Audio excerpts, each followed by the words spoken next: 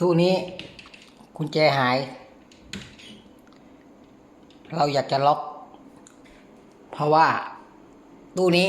เราจะเอาไปทิ้ง แต่กุญแจใช้ได้ใช่ไหมทีนี้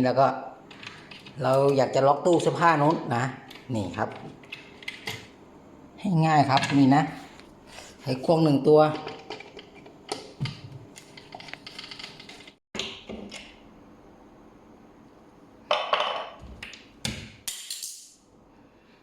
มาจากตู้นู้นเมื่อกี้นี่ครับ